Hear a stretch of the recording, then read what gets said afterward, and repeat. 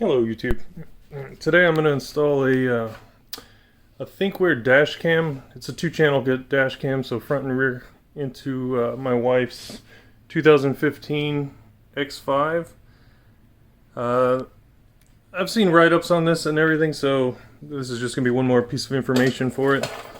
But it looks like a quality dash cam. I did a bunch of research before buying one, and this is just going to be a semi-tutorial on how to do it on one of these trucks. It should apply to any of the F15 models. I think it's 2014 through 2018, I think, is the F15 chassis.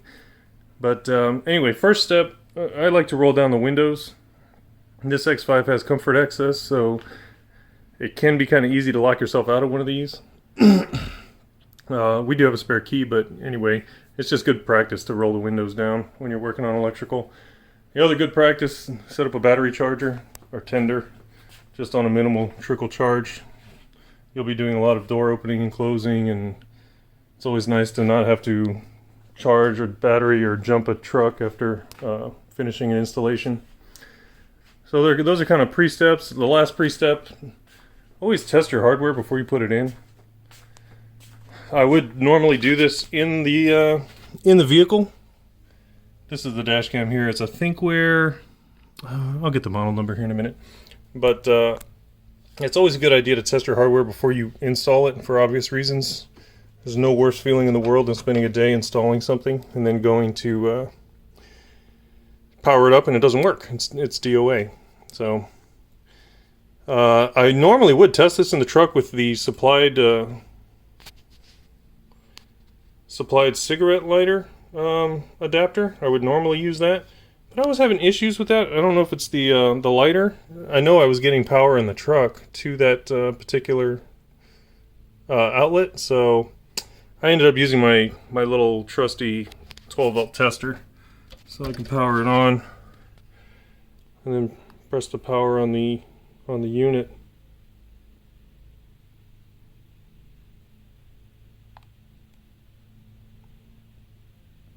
Continuous recording will now start. Interesting chime setup, but at least we know it works, and that's the important thing. I don't know why I couldn't get it to work in there with the I wonder if it's just this outlet here on the side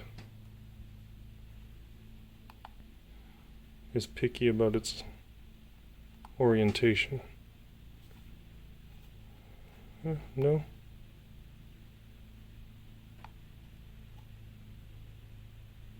Continuous recording will now start.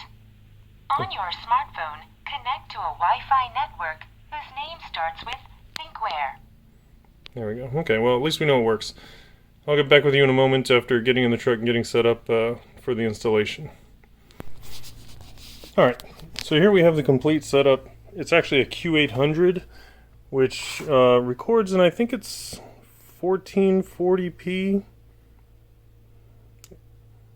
It's not, I don't think it's quite 2K, or maybe it is 2K, but it's higher than 1080p, but definitely not 4K. And then this is the rear camera that comes with it. It's full HD at 1080p, not the same resolution as the front cam, but that's okay. It comes with a hardware kit.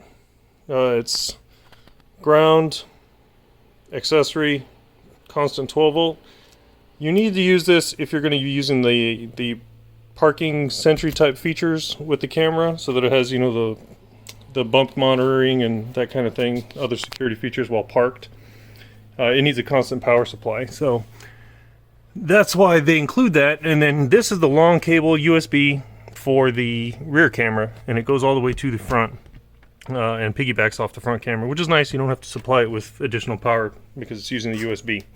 So the first step is going to be getting the end pigtails where the camera is going to be located, and we decided, I think, right around here, so that it'll be mostly hidden. And how's this focus going? Mostly hidden from the driver's view, which is the important thing, and won't be too obvious. So it's pretty simple. Run your wires up through your headliner, down and around to the A-pillar, and then the constant or the power supply harness will branch off and go to your fuse box down under the glove box. This is a left-hand drive model from the States. The right-hand drive models also have their fuse box under here, but of course you'll have steering stuff to deal with. And then this cable will not come down the A-pillar, but rather continue up along the top of the headliner all the way back,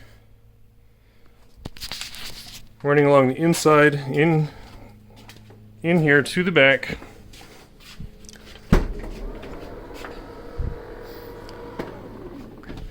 And you'll run it through these snorkels. These are your wire pass-throughs for your trunk or for your hatch. So when we get to that, I'll show all that, but that's basically the basic layout of how the system is supposed to install. Don't affix your camera to the windshield or to the back until you have everything run and ready to install, because you'll need the live view on your phone in order to align the camera and all that good stuff. So as far as tools required, you're not going to need much, but some trim tools. Mine are a little dirty. I need to get some new ones. It's always best to be using clean trim tools, especially on a lighter colored headliner. But I'll show you important stuff along the way, or I'll just get back with you after I have each step done and kind of go over it with you. Alright. Quick update. Everything is put together pretty tightly, so you really don't have a lot of room. There is enough room. Let me turn the flash on. There is enough room to get in between there to run the wire, and it mostly hides it. Where you run into issues is getting up into the headliner. It's pretty tight. So what you got to do is you have to take off the visors. Once you take the visors off, then you have plenty of room to manipulate the headliner. Without doing that, the headliner basically didn't want to move at all. So in order to do that, it's one T20 screw on this side, and on this side they have the most annoying covers. It's these little guys here, and the way they sit, you kind of have to pry them off from the middle. I looked in TIS, and BMW actually has a special tool for this. You can see I marred it up a little bit, but I mean it'll be fine when it's in there. But you can see what the back side of it looks like. It's got these little rails that it sits in on the back of the visor here. And it's just a really overcomplicated way to do this. The old ones were much better. They just had a little trap door that you opened, and you had a little I think it was a T20 screw behind it, just like this side, which made a lot more sense. And then, instead of screws to hold this in, they use these clips, which, again, is just overcomplicating things that don't need to be that way. But to get these out, you just squeeze them together and the whole thing basically falls out. So that took a little bit of time to figure out. Just how to not totally destroy these little plastic clips. Because I have a feeling you can't get them without buying the whole visor. And again, you can see I marred it a bit, but you know, hey, that's the way it goes. So then you'll be able to run your wire up through here and down. Pulled the A-pillar off. The A-pillar is a single T25 T25 screw. You pry off the little airbag cover, and then that comes out. And then you'll be able to run your wires down to the glove box area, which is where your fuse box is. And the rear camera ones will continue up. I already pulled the rubber door seal out. Will continue along the top and head towards the back. I like to use this Tessa tape. BMW wraps their wires in these things too from the factory. I have this, and then I also have a fuzzier one that's even more. It's more for sound deadening. And the reason I wrap them all in that is just for that reason. It's fuzzy, and so it prevents any kind of rattles or anything like that. The fuzzier one, here it is.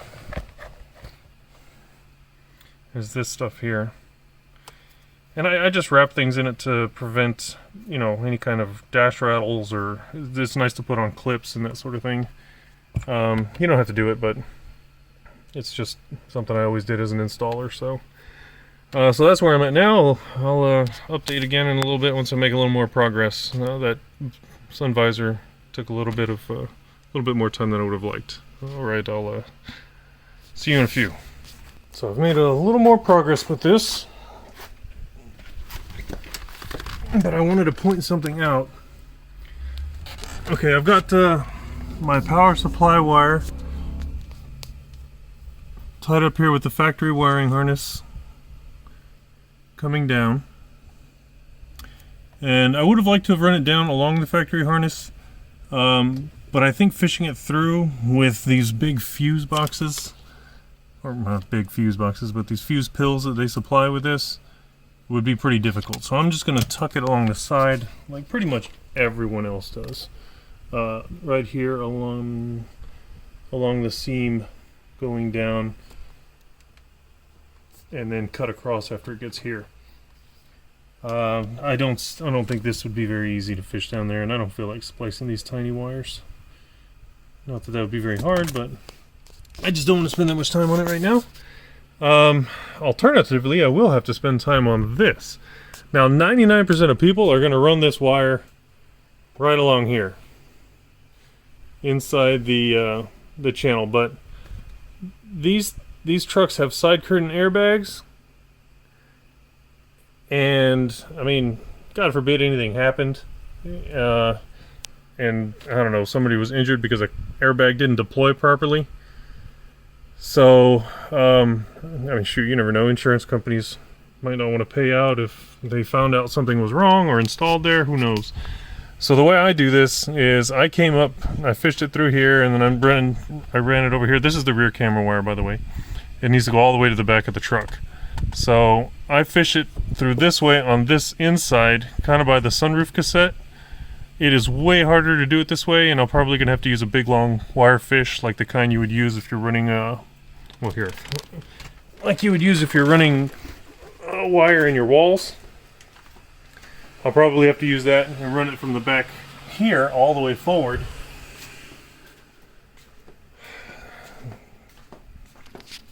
They call them glow rods or wire fish or all kinds of stuff. Where did I put them? These things. And they're made for running Romex and power wires or low voltage wire, any kind of wiring, AV wire through your walls. But yeah, most people are going to tuck them along the side there. I wouldn't recommend doing that. I mean, like I said, it's probably a very low percentage chance that something would happen with that side curtain airbag and a wire. It would probably just snap the wire, but I mean, I wouldn't want to find out. So I'm going to go straight through along the back cartridge here, and I'll update you after I get it through to the back and ready to get it into the trunk. So that's where I'm at. See you in a few. Figured I would show you how I did this is the wire fish. I had to combine the two. It's slightly more than 6 feet because these are 6 foot wire fish, and I needed another 6 or 7 inches of the second one to get there, and I ran it out of this is a blank. Where's the plastic trim? Oh, here it is. I don't know what's supposed to go there. Maybe in some sort of microphone if it's optioned. I don't know. I don't know what might go there. There's one on the other side as well. But anyway, got the wire fish out there, so now I can tape my wire to it and then pull it straight back. I found the easiest route to take was straight through, not on the sunroof cartridge side, but right to the right of it, where it looks like BMW runs all of their electrics. So what I did was drop the rear vanity light right there so that I could monitor where the wire fish was going, and sure enough I was able to see the wire fish go past there. I don't think I can. Oh, there it is. Yeah, you can just see it right. Well, it's right here. So I was able to see it, and it looks like BMW runs all their wires through this little channel, so that worked out perfectly, and now I can just tape it together and then pull it through. I wanted to show you that before I got it done because I can button it back up, but then you wouldn't know how I got it through. Once it's through here, I'll probably need to pull the D-pillar so that I have access to this grommet here. I might be able to just pull this down a little bit here. It's pretty tight. I don't know, we'll see. I'll cross that bridge when I get to it. Another update. Got that wire fished through. It actually comes out over here. I originally was going to use this grommet, but that grommet is stuffed with wires. I mean, it probably would work, but I pulled this one off instead, and there's only one small bundle that goes through there, so it's going to be much easier to run that wire through there. And this is not a thick wire, but still much easier through here. To get these things off, this grommet sits in this channel here, and so you pull the grommet off before you take this off. This will still be stuck in here once you take the rubber grommet. This will still be stuck in there once you take the rubber grommet off. Sorry about that, I forgot I was holding the camera. So once you pull the rubber grommet off from this part, then you can use a trim tool or a screwdriver to pop these clips, because this will still be sitting in there. So then you can pop those clips with a screwdriver. Okay, so now I'm just going to run this wire through there. This trim piece comes off with 5 clips. It's really easy. I recommend using, again, trim tools. It's the easiest way to get those off without snapping all the door pins. I keep extras of these at home though, because they they break for like literally no reason. They're the same ones that are used in all BMW doors, A-pillars. BMW uses them everywhere. They're cheap, especially if you buy the knockoff ones on Amazon. I buy them in bulk of, I don't know, I forget it's 100 or 200 pieces, and I just keep them from working on the cars. And you never have to worry about breaking them or being super gentle, which is nice. So that's where I'm at now. I'll update you after I get the...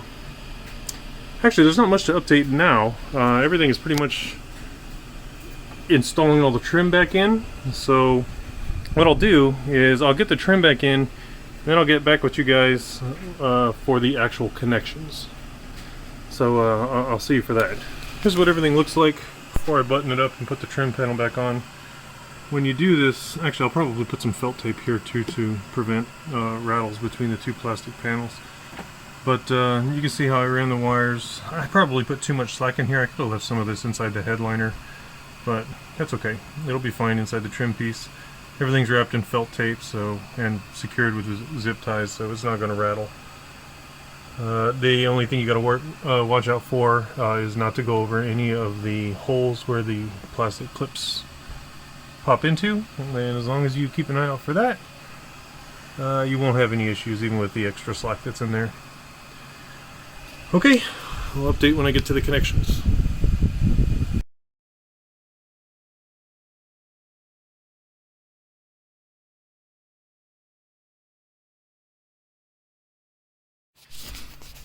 Okay guys, I got the constant 12 volts, the ACC, and the ground wired. Whatever you do, there's 2 fuse boxes in here. There's one here on, I think it's the body control module. Don't take this off, or this. They're just kind of a pain the way BMW does it. I'm used to these and it's still a pain. It took me about 20 minutes to get this thing back on to where it wasn't super loosey-goosey. So, alright, the fuse box you're concerned with is that one right there. And the fuses that I ended up using, let's see if you can get it, there we go, are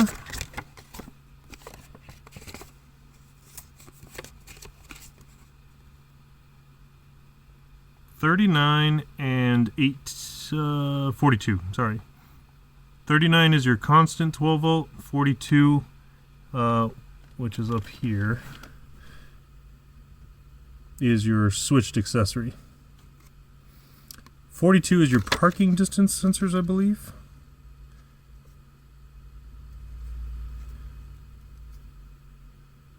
Yes, that's your switched, is your parking distance sensors. I'm not sure what 39 is. I'm gonna have to check the TIS, and I'll put that in